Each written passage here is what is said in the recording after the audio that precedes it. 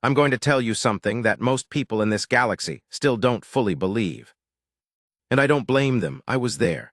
I watched it happen with my own two eyes, well, one eye and one augmented optical lens, but that's beside the point. And there are still nights when I sit back in whatever pressurized habitat I'm sleeping in that week and think, that actually happened. That was real. My name is Drev Callahan. I'm a logistics specialist for the Vareth Military Command, have been for 11 years now. I track supply chains, monitor resource allocation, coordinate shipments of everything from ammunition canisters to medical polymer sheets. It's not glamorous work. Nobody writes songs about logistics specialists. But I was there when it happened, which means I'm one of maybe 6 people alive who saw the whole thing from start to finish. And since 3 of those other 5 have either been reassigned to undisclosed locations or are no longer technically alive, I figure somebody should say something. This is the story of General Sovereign Tal, the highest-ranking female officer in the Vareth Command. A woman who once held a collapsing battlefront together with nothing but tactical genius and sheer refusal to die. And the human cook she employed for nearly 2 years without knowing that 27 separate galactic factions were actively trying to kill him. His name was Marcus Lane. And honestly, he made the best flatbread I have ever eaten in my life, which feels like a strange place to start, but that's how I know this story is real, because nothing fake ever starts with flatbread. Let me back up. The Vareth Command's 7th Mobile Division, that's the unit I was attached to, had been stationed in the Karos Belt for about 8 months when the food situation became what my superior officer diplomatically called a morale liability. What she meant was that people were miserable, and the nutrient paste dispensers were a significant contributing factor. Nutrient paste is exactly what it sounds like. It's a gray, vaguely edible compound that contains everything a humanoid body needs to survive and absolutely nothing that makes a humanoid body want to keep surviving. It comes out of a nozzle, it goes into your mouth, it tastes like the color gray.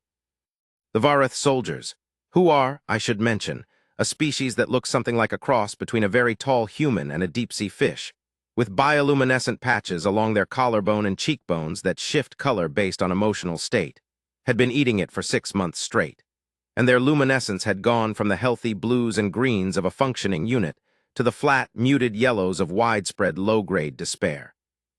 Yellow is a bad color on a Vareth soldier. Yellow means something is wrong. General Sovereign Tal noticed. Of course she noticed everything.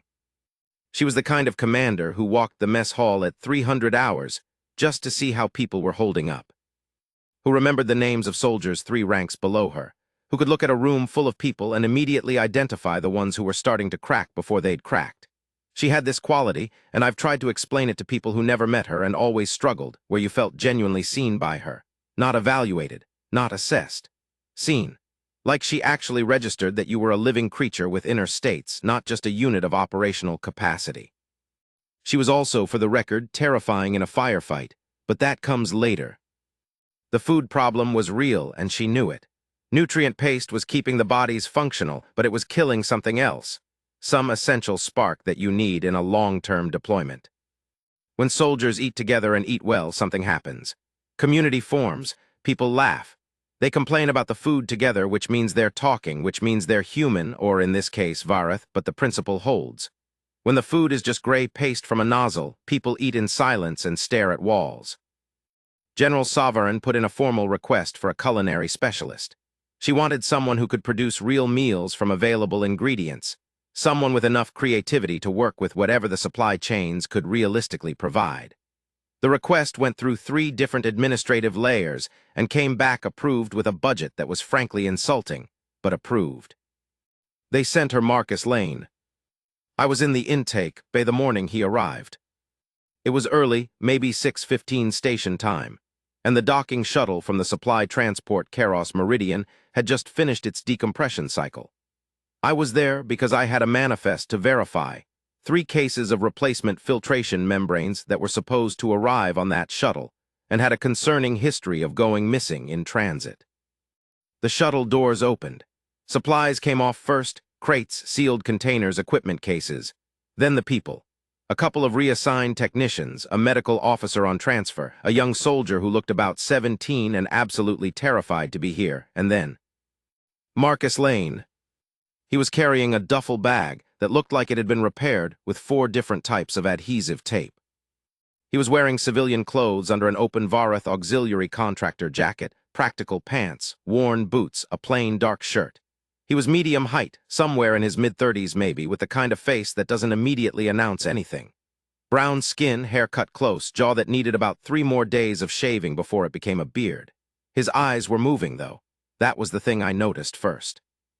His eyes were doing a full scan of the bay, exits, personnel, structural features, sight lines, in the time it took most people to find the check-in desk. I remember thinking, that's not how a cook looks at a room. But the thought passed. I had filtration membranes to account for. I went back to my manifest. He checked in without incident. Was assigned to the culinary support section.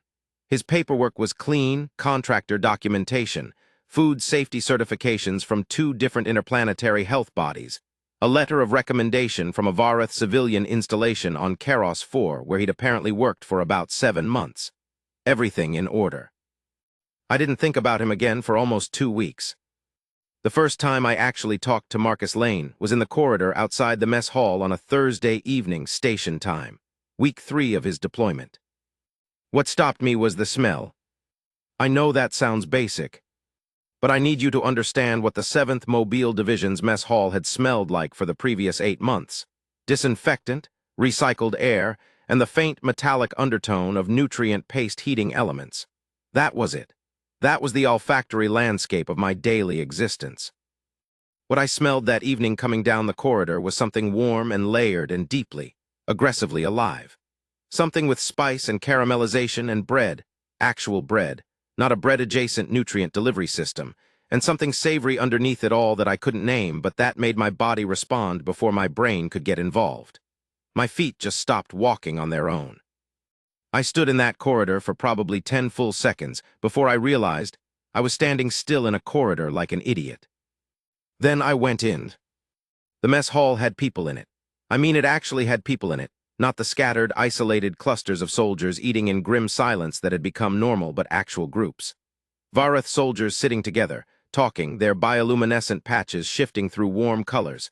Amber, soft green, the faint rose pink that in Vareth physiology indicates something close to contentment. Someone was laughing in the corner.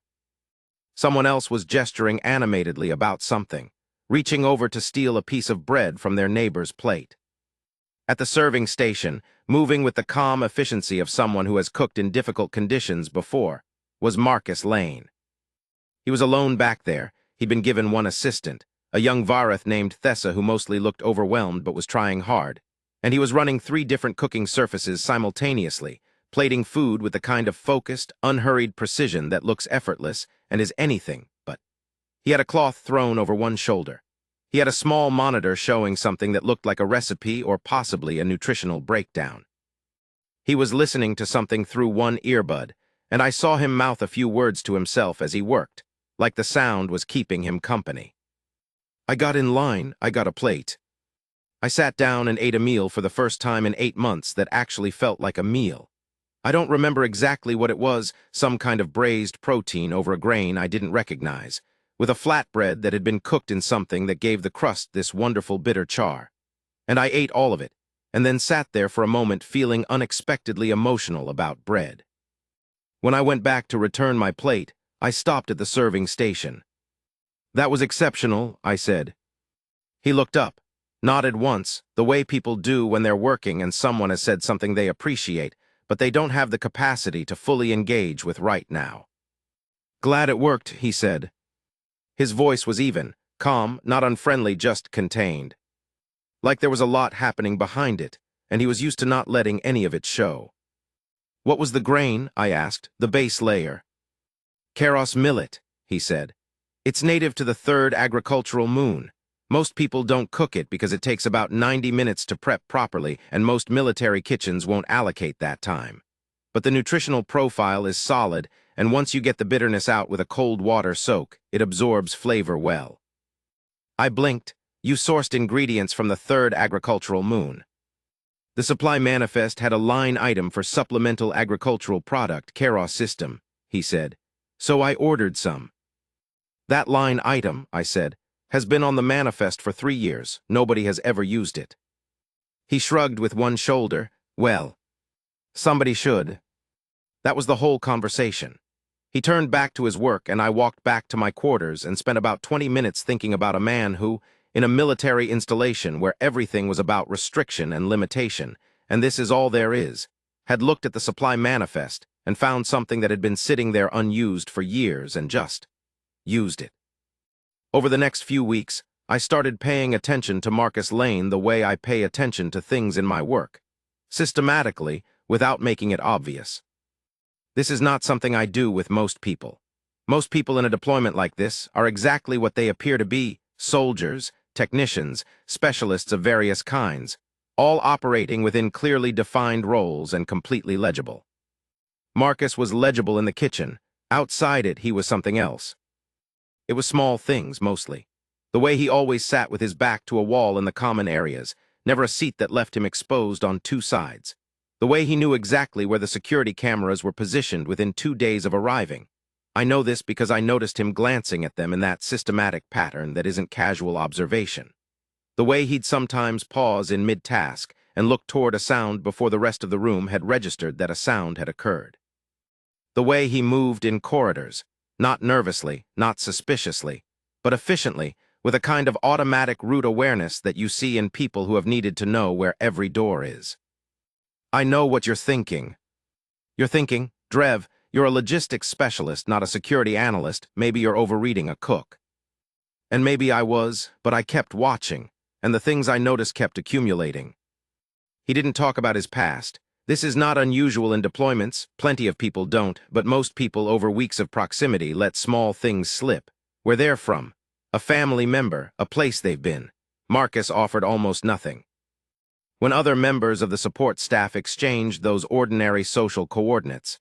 I grew up in the Callian system. I used to work on a station near the outer reach. He listened and responded with interest, but gave back almost nothing reciprocal. He deflected with humor mostly. He was good at it. Natural enough that most people didn't notice they'd asked something and got nothing back. But I noticed. He also had under his contractor jacket on certain days what appeared to be a non-standard piece of wearable technology on his left forearm. I only caught a glimpse of it once when he reached past me to adjust something on a storage unit and his sleeve rode up. It was flat, dark, integrated into what looked like a lightweight armband. It wasn't medical equipment. I know what medical monitoring equipment looks like. And it wasn't standard contractor kit. I didn't say anything. I thought I'll watch a little longer. I watched long enough to see General Sovereign notice him first. The General's relationship with Marcus started the same way most things in her world started. She identified something that was working, and she wanted to understand why it was working so she could make sure it kept working. The morale numbers had shifted. That's what she told her staff, I learned later, when she started making more frequent visits to the mess hall. The morale indicators have improved, and the primary variable is the culinary program. I want to understand the mechanism. That's the kind of thing General Sovereign said, not the food is good and people are happier, but the morale indicators have improved and I want to understand the mechanism. She approached human well-being the way she approached tactical problems, which sounds cold but absolutely wasn't, because what it meant in practice was that she took human well-being seriously enough to study it. She came to the mess hall on a Tuesday evening and sat at the end of a table near the serving station and ate her food the same way she did everything, with total presence and deliberate attention. Marcus brought her a plate himself. I don't know if he knew who she was. I think he probably did. He was the kind of person who knew things, but he brought it the same way he brought food to everyone, without ceremony, setting it down with a small explanation of what it was. The General looked at the plate, looked at him. "Sit down," she said. He sat across from her. Still had the cloth over one shoulder. The kitchen was quiet by then, the dinner service mostly wrapped up. I was across the room pretending to check something on my tablet. They talked for almost 40 minutes. I couldn't hear the conversation from where I wasn't close enough and there was ambient noise, but I could see it. What struck me was the quality of the silences between them. They were comfortable, Not the silence of two people running out of things to say, but the silence of two people who were okay being quiet while they thought. Marcus spoke in short, considered sentences. General Sovereign listened the way she always listened, which was with her whole attention, her bioluminescent patches shifting through a steady, thoughtful blue. I saw her smile twice. Actual unguarded smiles, which, if you knew her, if you had watched her in meetings and briefings for 11 years, was remarkable. General Sovereign Tal smiled sometimes, but it was usually a controlled expression deployed for specific social purposes. What I saw across the mess hall that Tuesday evening was different. It was the smile of someone who had just said something funny by accident and was surprised to find that it landed. When the conversation ended and Marcus went back to the kitchen, General Sovereign stayed at the table for a moment with her hands around her drink, looking at the surface of the table with an expression I couldn't quite read. Then she straightened up and left. The next day, she approved a significant increase in the culinary program's supply budget. And the day after that, she requested that Marcus Lane be assigned as her personal culinary specialist for command-level functions. This is where the story starts to change. Because about 4 days after that request went through, I got a visit from someone I didn't know. He came to my logistics office, which is a small, perpetually cluttered room off the main supply corridor, stacked with crates and display screens and manifests dating back 3 years. And he knocked on the open door with 2 knuckles, which is a very specific, very deliberate knock, the kind of knock that's meant to seem casual and isn't. I looked up. He was Terran, human, wearing a Galactic Trade Commission identification badge, and the kind of deliberately unremarkable clothing that people wear when they don't want to be remembered. Medium build, pale gray eyes, the kind of nondescript face that was almost certainly more deliberate than accidental. "Callahan," he said. "That's me. I'm doing a routine audit of contractor credentials for the sector," he said. He had a tablet in his hand. "You have a contractor on deployment here, culinary support, Marcus Lane." "We do," I said. "His documentation," he said. "Standard contractor package, did you process it?" "Intake did," I said. "I verified the supply-side paperwork when he arrived." The credential documentation went through standard processing. "And it passed. Everything passed." He looked at his tablet, made a note or appeared to make a note, the way people make notes when they're really looking at something else.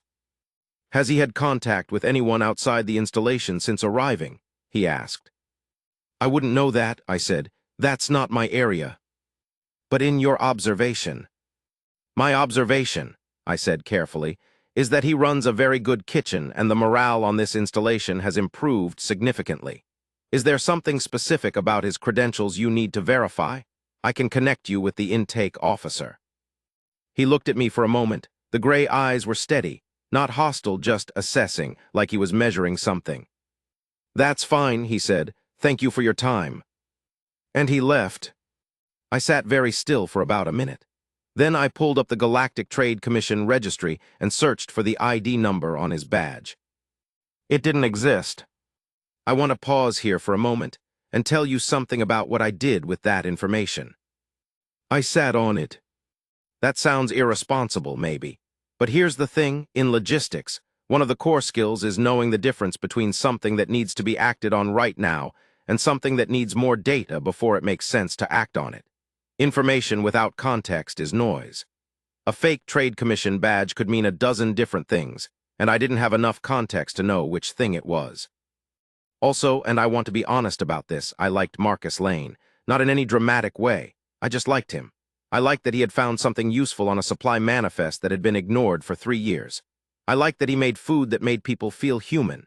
I liked that he answered questions with genuine answers instead of deflections when he chose to answer them. He was good at his job, and in a military installation, that counts for something. So I watched, and I waited, and I started being more systematic about what I was watching. Over the following 3 weeks, I cataloged 12 separate incidents that, individually, each had an explanation and collectively made no sense. A maintenance worker I didn't recognize who spent 45 minutes in a section of corridor that had nothing requiring maintenance. A supply shuttle that arrived with a manifest listing one item that wasn't in the crate. A signal interference event that lasted 11 seconds at 2:20 station time, and that the communications officer logged as a sensor ghost, but that corresponded precisely with Marcus returning from a late kitchen run. A second visitor with questionable credentials, this one claiming to be a health inspector, which would have been unremarkable except that we'd had a health inspection 6 weeks ago and the next one wasn't scheduled for 4 months. None of these incidents, standing alone, would have been alarming. Together, they had the shape of something being prepared. Something being positioned. And at the center of it, entirely unconcerned in appearance, feeding the 7th Mobile Division exceptional meals twice a day, Marcus Lane. I want to tell you what finally made me act. It wasn't any of those 12 incidents, it was flatbread. It was a Saturday station time, week 7 of Marcus's deployment. I was in the mess hall late, doing what I sometimes did late, which was sitting with a drink and a manifest and pretending to work while actually just having somewhere to sit that wasn't my quarters. The dinner service had been over for a couple of hours. The hall was empty except for 2 off-duty soldiers at a far table. The kitchen light was still on. I could see Marcus through the serving window, cleaning down his surfaces with the kind of thorough, systematic care that good cooks bring to their cleanup. He was moving efficiently but not rushed. He had music playing, something I didn't recognize, something with strings in it, mournful and intricate, and he was making flatbread. Not for service, just making it, the way some people read when they can't sleep or draw or stare out windows. He was making flatbread because the process itself gave him something. I could see it in the way he worked the dough. There was a kind of thinking happening in his hands, separate from whatever was happening in his head. I watched him for a while, not meaning to, the same way you sometimes watch a fire not meaning to. Then he went still.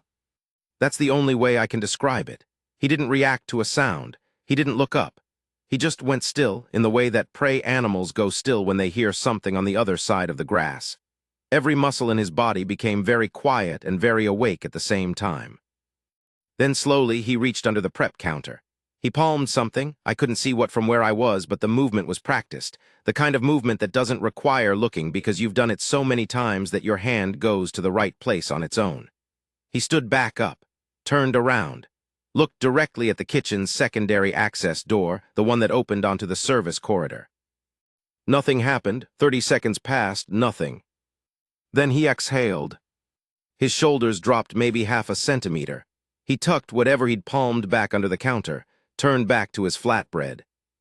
I sat very still with my drink and my manifest. 30 seconds later, a maintenance worker I had never seen before passed through the service corridor visible through the kitchen door's small window, walking fast, not looking in. I thought about the fake trade commission inspector. I thought about the 12 incidents. I thought about the way Marcus had scanned the intake bay on his first morning here. I put down my drink and went to find the one person I thought I could trust with an incomplete picture. Her name was Commander Ilith Sai, General Sovereign's senior intelligence officer. I'd worked with her enough over 3 years to know she was meticulous and fair and took facts seriously without requiring them to be wrapped up neatly. I found her at 2300 hours in her office. She worked late always, and I told her everything. All of it, the intake observation, the credential visitor, the 12 incidents, what I'd watched in the kitchen 20 minutes ago. Ilith listened without interrupting. She had this habit when she was processing information seriously of becoming very still, almost no movement, her bioluminescent patches shifting to a deep, concentrated blue-violet. When I finished, she stayed still for a moment. "You've been tracking this for 7 weeks, she said. "Yes." "Without reporting it. Without enough data to know what I was reporting," I said. She didn't argue with that, she sat back. "I'm going to run a deeper verification on his credentials," she said. "Quietly, I need 48 hours. "Okay," I said. "Callahan," she said as I was leaving. "The general has become quite comfortable with him." "I know," I said. "That either makes this better or much, much worse," she said. She was right, she just didn't know yet which one it was going to be. The 48 hours passed. Then another 24.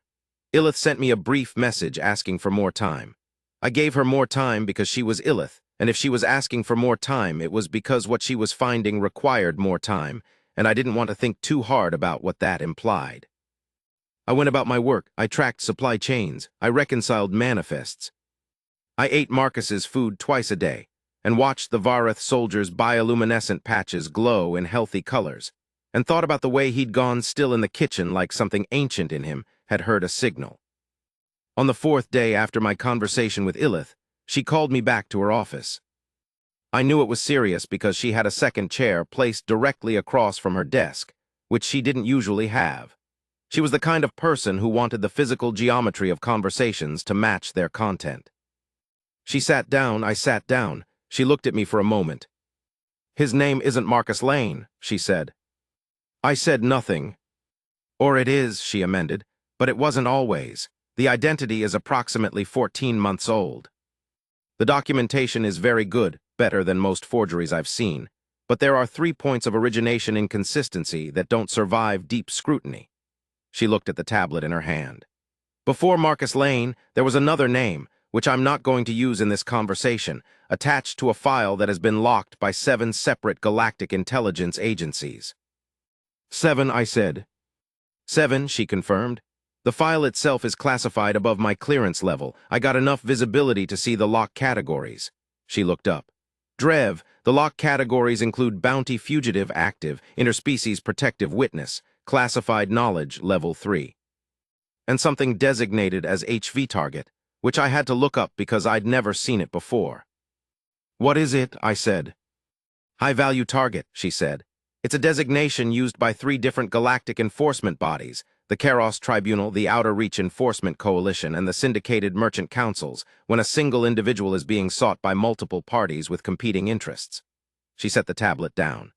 "The parties seeking this individual include," she checked a note, "the Karos Tribunal, the Outer Reach Enforcement Coalition, the Merchant Syndicate of the Pallid Arc. Something called the Veth Brotherhood, which I do know, and which is not something you want knowing your name. The Galactic Commerce Authority. An unknown group identified only by a recovery code," and she paused, "the Relari." The room got a little quieter somehow, even though it was already quiet. "The Relari. If you don't know who the Relari are, consider yourself fortunate. They are one of the oldest continuous intelligence organizations in the known galaxy, not aligned with any single species or government, operating across what they call the 3 galaxies, which is their term for the primary Milky Way system plus the 2 nearest neighbors that have been colonized. They are not mercenaries. They are not bounty hunters. They are something more patient and more dangerous than either.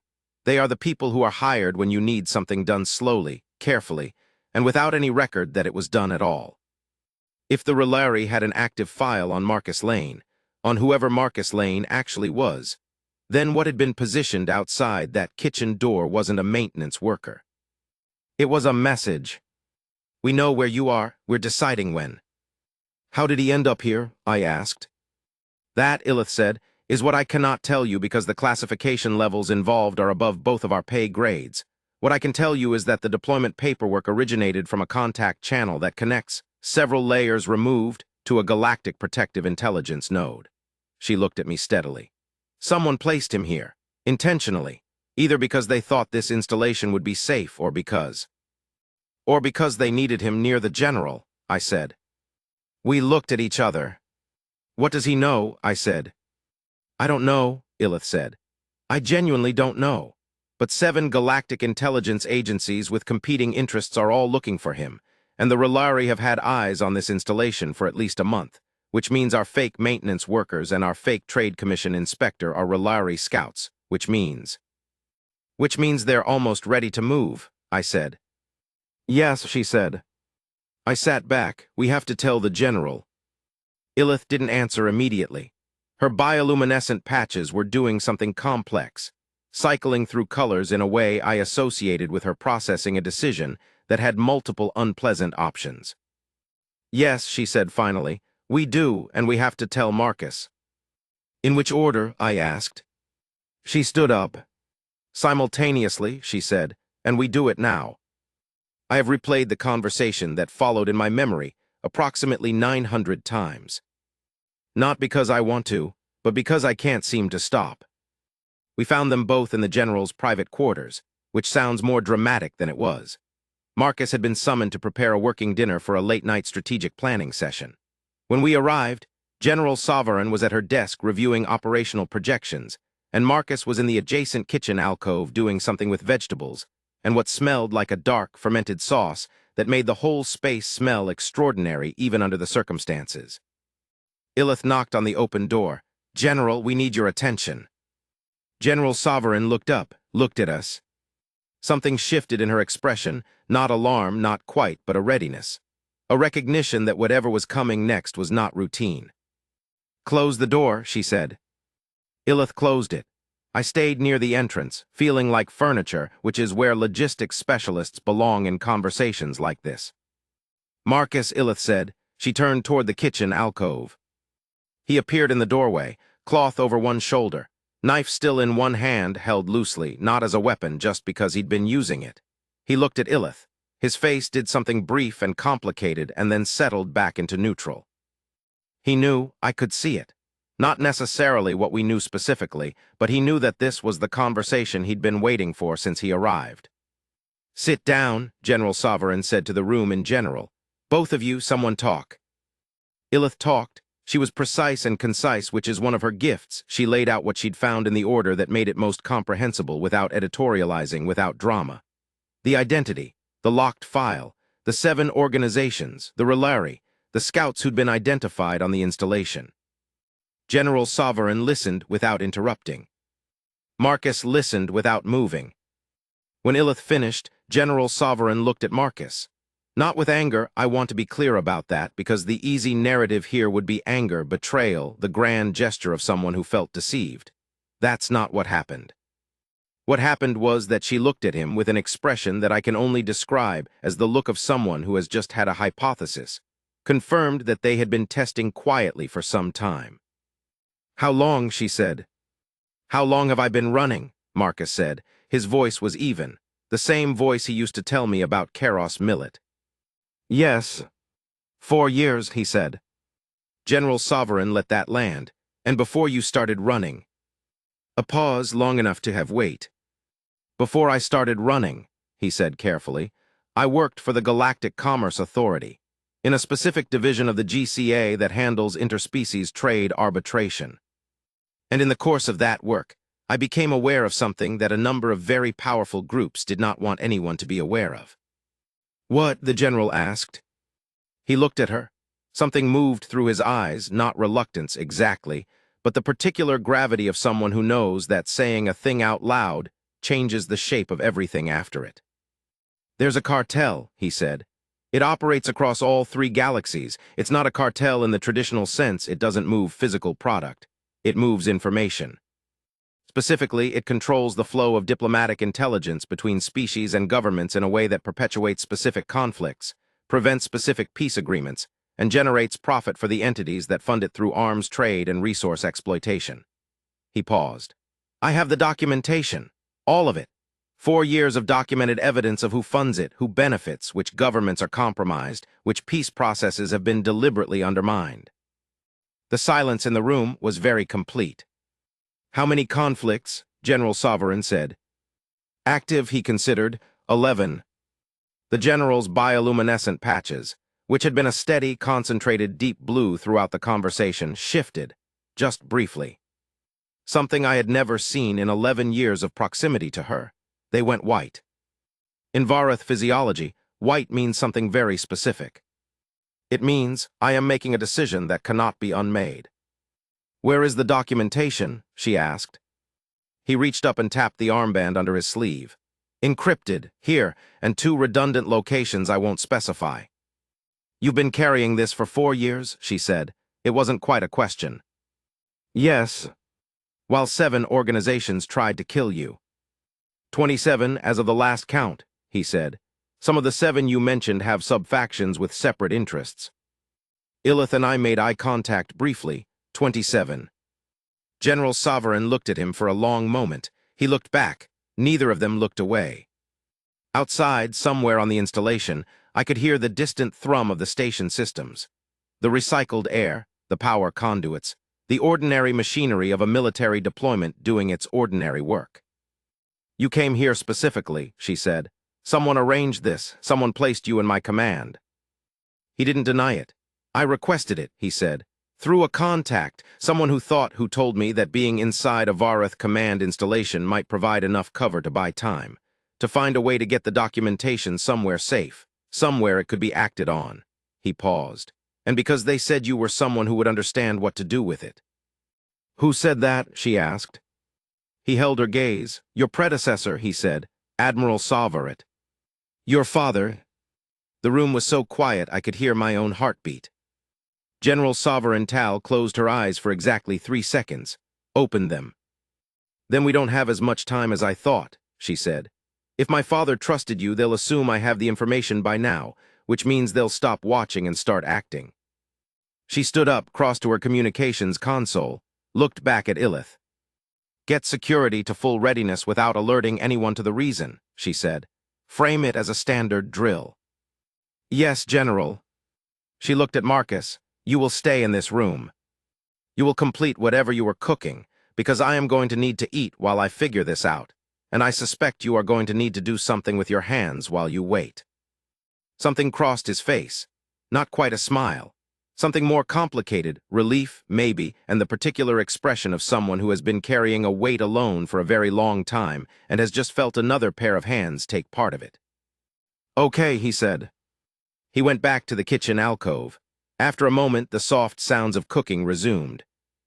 I should tell you what happened that night because it's important, but I should tell you first that what happened that night wasn't a battle.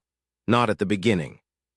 At the beginning, it was 3 hours of General Savarental sitting at her communications console, making the most important calls of her military career, eating bowl after bowl of whatever Marcus was making in the kitchen alcove, and building a response out of nothing but relationship capital, and the kind of reputation that takes decades to earn. She called Admiral H. Rank of the Karos Regional Command, a man who owed her 3 different professional debts and who she had covered for in a tribunal hearing 7 years ago. She was on that call for 45 minutes.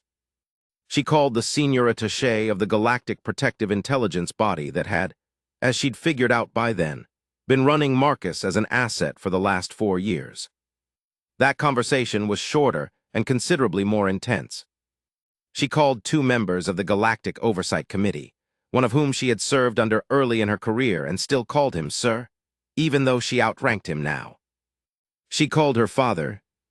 I know because I heard her say his name, quietly, from across the room where I was still sitting being furniture, trying to be as useful as possible by staying out of everyone's way. Illith was in and out, managing the security situation, which was, as the general had predicted, escalating. The maintenance worker from 3 nights ago had been identified and detained. A second Relari operative was found in a service access tunnel near the external docking bay. A third had apparently left before we'd locked the installation down, which was concerning for reasons I didn't want to think about too carefully. Marcus cooked. I know how that sounds. I know how strange it is as a response to the situation. But I watched him through the kitchen doorway for most of those 3 hours, and I think I understand it now in a way I didn't then. Cooking was what he did with fear. It was the thing he'd taught himself to do when the world was uncertain and threatening and out of his control. Find something concrete, find something that required hands and heat and attention, find something that ended in nourishment. He'd been doing it for 4 years, probably longer. He made 6 different things that night. I lost count of what they were.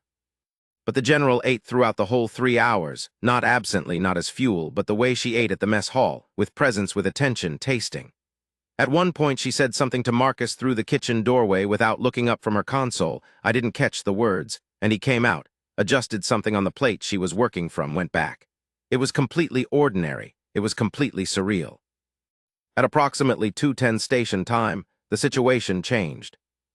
The alert came through Illith's communicator. 2 Relari vessels had emerged from a relay jump at the outer edge of the Karos belt. Not combat vessels, they were configured as civilian transport, which was exactly what you'd expect from the Relari. Nothing about them would read as threatening on a standard scan. But there were 2 of them, and they weren't moving. They're waiting, Illith said, coming into the room.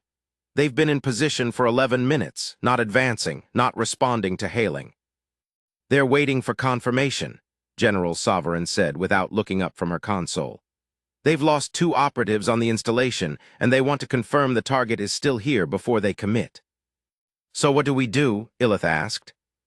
We give them confirmation, the general said. Everyone in the room paused. We're going to let them confirm that he's here, she said, and then we're going to have a very specific conversation. She looked at Ilith. Get me a secured channel to both of those vessels. Don't identify it as military. Run it through the civilian relay. What kind of conversation? I asked. She turned to look at me. Her bioluminescent patches were doing the white thing again, that particular decision-made quality. An honest one, she said, which they will not be expecting. She stood up, straightened her uniform, looked toward the kitchen doorway. Marcus, she said, come out here. He came out, wiped his hands on the cloth, stood in front of her and met her eyes. I'm going to offer them something, she said, but I need you to consent to it. This is not a command. What are you going to offer them? He said. A transaction, she said. The Relari are rational. They've been hired to retrieve you or eliminate you, depending on who's currently paying the most. But they're not ideological. They respond to cost-benefit analysis. She held his gaze. I'm going to offer them the following. The information you carry, once verified and submitted to the Galactic Oversight Committee, will implicate the entities currently funding the Relari's operation, which means their payment source will collapse. Their contract will become void. Continuing the operation will be unprofitable. She paused. If I can get the documentation submitted before they receive their next payment cycle, approximately 60 hours from now, their contract terminates on financial grounds. He looked at her for a long time. You're going to negotiate with them, he said, right now from here. Yes. While their operatives are in my kitchen, he said. Wait, he turned and went back into the kitchen alcove. I heard sounds. He came back out with a plate. I found one of them in the dry stores 40 minutes ago, he said. I gave him something to eat and told him I hadn't seen any security personnel heading toward this wing. He's in the second supply corridor. He set the plate down. He was hungry. There was a beat of silence. You gave a Relari assassin food, Ilith said. He was hungry, Marcus said again, like this was a complete explanation. Ilith looked at the general. The general looked at Marcus. Something moved through her expression that I have genuinely never seen on a military commander's face. Something that was almost laughter held in check by sheer professionalism. Callahan, she said. Please go secure the assassin in the second supply corridor. Use whatever conversation is necessary to make the transfer peaceable. Yes, General, I said. And take him some more food, she said. Don't let him feel he's been tricked. I went to the supply corridor with a plate and came back with a Relari operative who was, I want to be clear, significantly more dangerous than he looked and also genuinely grateful for the food. It is possibly the strangest escort operation I have ever conducted. The negotiation that followed, General Sovereign Tal opening a civilian relay channel to 2 Relari vessels, and conducting a direct, transparent, mathematically precise conversation about why continuing their current contract was against their financial interests, lasted 1 hour and 17 minutes. I listened to all of it. I can't reproduce it accurately because there were sections conducted in Relari formalized trade language, which I don't speak well enough to follow completely. But Ilith was translating in real time, and the shape of it was clear. The general was not threatening. She was not pleading. She was presenting an analysis of their situation with the same calm, comprehensive clarity she brought to everything else. Here is your contract. Here is the source of funding. Here is the documented relationship between that source and the information my cook is currently carrying. Here is what happens to that funding source when the information becomes public. Here is your payment timeline. Here is the arithmetic. The Relari are nothing if not rational. At 1 hour and 12 minutes they went off-channel. The 5 minutes that followed were the longest of the evening. Marcus had gone back to the kitchen during the negotiation. I could hear him moving. The smell in the room had shifted, something sweet now, something baking. My brain registered it distantly. I was watching the communications console and not thinking about bread. At 1 hour and 17 minutes, they came back on channel. The response was brief. I didn't need Ilith to translate. The vessels were withdrawing. The contract was being flagged for internal review pending payment source verification. They were, in the formal Relari phrasing, placing the matter in suspension pending financial resolution. Suspension wasn't a guarantee, But it was time. General Sovereign closed the channel, sat still for a moment with her hands on the console. Her bioluminescence was doing something very calm and very tired. Then she said, "Someone get me whatever he's been baking." 60 hours. That was what the general had given us as a window before the Relaries' payment cycle, before their clients might recalculate and refund the contract, or before any of the other 26 factions decided to act independently. 60 hours to get Marcus's documentation from an encrypted armband to the Galactic Oversight Committee in a form that would be legally actionable, publicly verifiable, and impossible to suppress. It sounds like a lot of time. It wasn't. The documentation was, as Marcus had said, extensive. 4 years of evidence, systematically assembled with the patience and precision of someone who understood that if he ever got the chance to use it, it had to be airtight.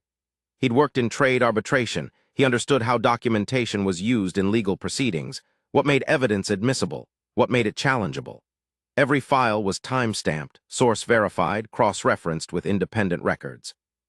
It was the most organized act of long-term personal courage I have ever encountered. He spent the first 6 hours of our 60 going through it with Illith, and a legal specialist the general had brought in by priority transport from Keros Station.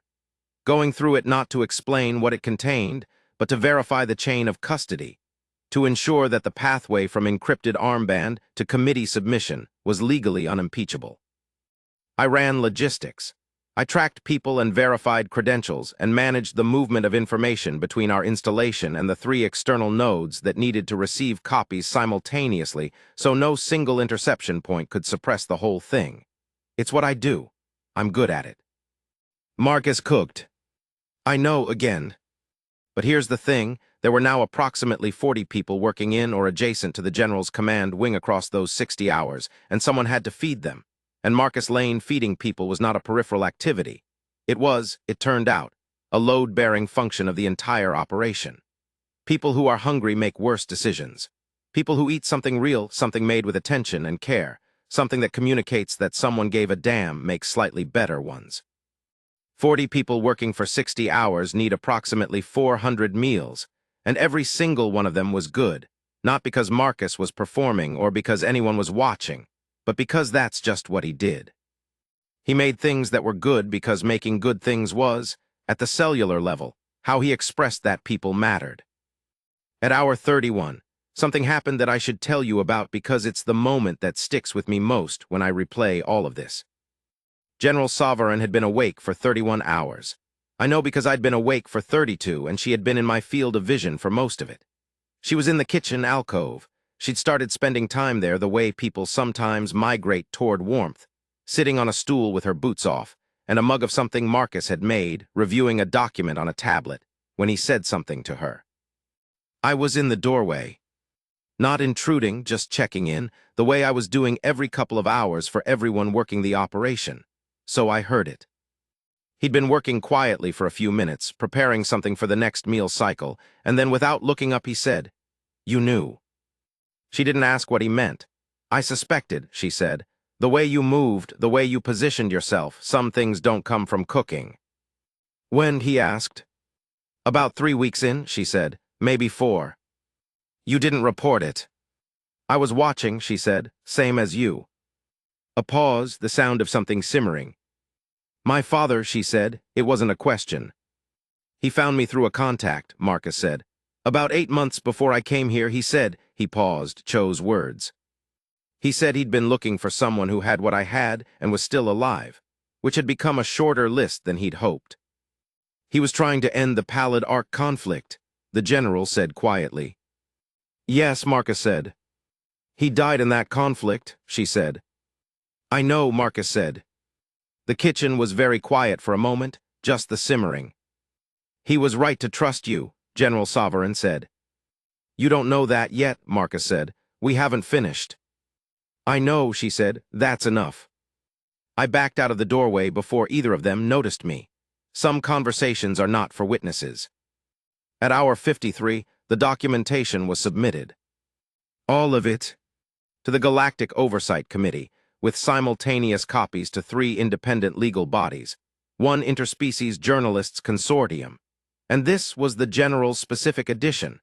the command offices of every military body whose soldiers were currently dying in conflicts that the cartel had manufactured or perpetuated. The submission was not anonymous. It was submitted under Marcus's real name, the name from before Marcus Lane, with General Sovereign Tal's personal verification attached, which meant any attempt to challenge the documentation would be a challenge to a decorated Vareth general's testimony, which is a legal proceeding no one was going to want. I was in the communications room when the submission confirmed. Illith sent a brief text to the general, "Done." And then I sat back in my chair and stared at the ceiling for a while. The next 36 hours were, in a strange way, the most dangerous. Not physically. The Relari had maintained their suspension, and the other factions, seeing the public submission, were faced with the choice of acting against a Vareth military installation for a prize that no longer existed or cutting their losses. Most of them cut their losses. 3 of them did not, and there were 2 serious security incidents in the week following, both of which were handled by General Sovereign's security detail with the professionalism you'd expect from people who'd been briefed on the full situation. Nobody died, which I think about sometimes because it's the thing that doesn't always happen in stories like this. What was dangerous in those 36 hours was the aftermath of adrenaline. The moment when everyone who had been operating in crisis mode starts to come down, and things that have been in suspension, grief, fear, exhaustion, the specific weight of decisions made under pressure, start to land. Marcus crashed on the 3rd day. Not publicly. He finished the lunch service, something with slow-cooked protein and root vegetables that had the whole mess hall smelling extraordinary even by his standards, and then he went to his quarters and didn't come out for 18 hours. I know because Thessa, his assistant, came to find me worried, and I went to check. I knocked on the door. He called out that he was fine. I told him that fine was fine, and to come out when he was ready, and in the meantime I was going to leave a tray of food outside his door, because as far as I could tell he hadn't eaten since yesterday. He said I didn't have to do that. I said I knew. I left the tray. When I came back 3 hours later, it was empty. General Sovereign came to find me on the 5th day after the submission. This was unusual.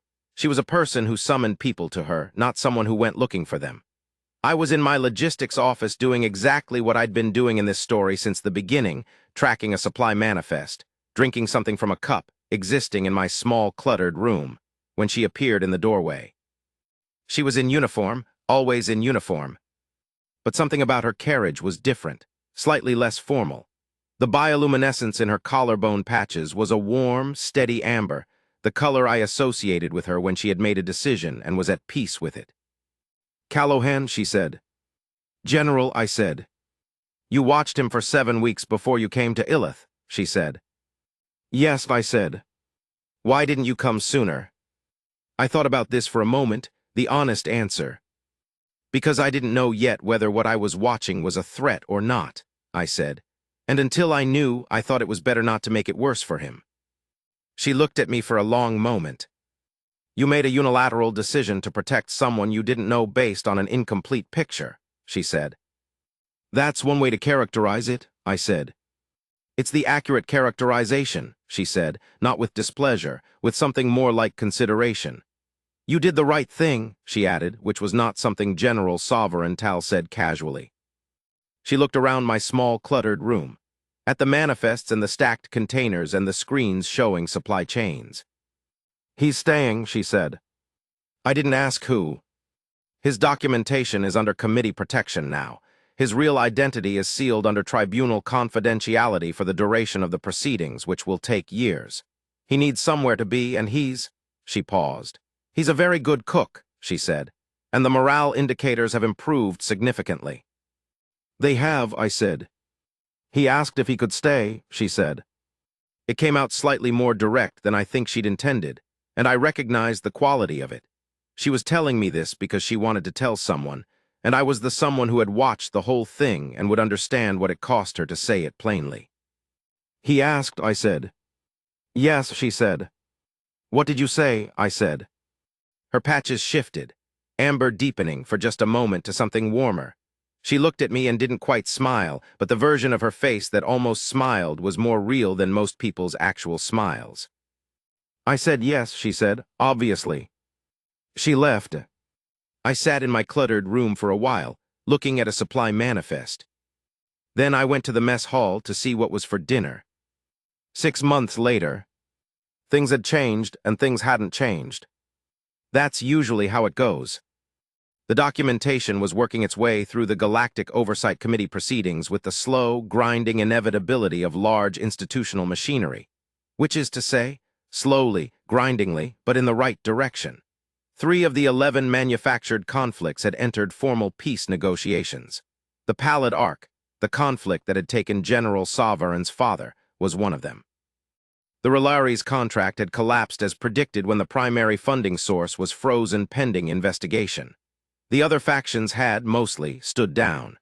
There were still, as there probably would always be, people who wanted Marcus dead because of what he'd witnessed and what he could testify to. But the number was shrinking, and the ones that remained had been made aware that he was under Varath command protection, which is not a small thing to take on. He was still cooking. Of course he was. He was Marcus Lane, or the person who had become Marcus Lane in the way that people become their chosen names over time, when the name starts to fit better than the original one. He was running the culinary operation for the 7th Mobile Division, and doing it with the same methodical creativity he'd brought from day one. He'd trained Thessa properly by then. She'd become a genuinely good cook, which delighted him. He'd managed to source 3 additional native to Karos ingredients from the agricultural moons that nobody had been ordering, because nobody had thought to look. I saw him most days. We developed the easy, comfortable proximity of people who have been through something together and don't need to perform it. We'd eat together sometimes late in the evening after the kitchen was cleaned down and talk about ordinary things. Supply chains, the weather on Karos 3, a show he was watching, a logistical puzzle I was trying to untangle, normal things. He never talked about the 4 years he'd spent running. I never pushed. Some weights you put down and you don't necessarily need to describe how heavy they were. I want to tell you about one specific evening, because it's how this story ends in my memory, even though the actual events continued for years after. It was a clear sky station period. The Karos belt has these rotational phases where the debris clears enough to give you an almost unobstructed view of the surrounding system, and it's remarkable to look at, like the universe suddenly turned its face toward you. The observation deck was quiet. Most people were in the mess hall or their quarters. I found Marcus there by accident. I'd gone to check a sensor array at the far end of the deck, and he was already there, standing at the wide viewport looking out. He had a mug of something. He'd come straight from the kitchen, still had the cloth over his shoulder out of habit. I almost backed away to give him the space. But he'd heard me and turned, and he nodded the same single nod as that first night, that compact acknowledgement, and I went and stood beside him at the viewport. We looked out at the Karos belt for a while. All that space, and the distant, cold light of stars that took thousands of years to reach us. "It's strange," he said after a while. "What is?" I said. "Staying in one place," he said. "I haven't done it in," he thought. "In a long time, I keep waking up and thinking about the next move, the next route, the next identity." He was quiet for a moment. "And then I remember I don't have to." He said it very simply, not with drama, just as a fact he was still in the process of getting used to. "How does it feel?" I said. He thought about it honestly, the way he did most things. Didn't rush to an answer. "Loud," he said finally. "All the things I was too busy running to feel, they're all just," he made a small gesture with one hand, "here now." I nodded. "But also," he said, he paused, looked out at the stars. "Also like something I forgot I was allowed to want." We stood there a while longer. The Karos belt turned slowly in its ancient patient orbit. Somewhere behind us, in the mess hall, I could hear the murmur of 200 soldiers eating food that someone had made with care, talking to each other, laughing at something, doing the ordinary enormous work of being alive in a difficult universe. General Sovereign Tal was somewhere in that room. I was fairly certain. She'd started eating in the mess hall more often than her rank required her to, which everyone noticed and nobody commented on, in the way that the people around a good commander quietly protect the things that make her human. Marcus took a drink from his mug, said nothing. I thought about 4 years of running. I thought about 27 factions and 11 wars and 1 encrypted armband. I thought about a man who, in the middle of all of it, had kept making good food because that was how he carried himself through, because making something nourishing for other people was the only act that had consistently made sense to him when everything else didn't. I thought about a general who had looked at a cook and seen what he was before he ever said a word, and had chosen to let him arrive at his own time.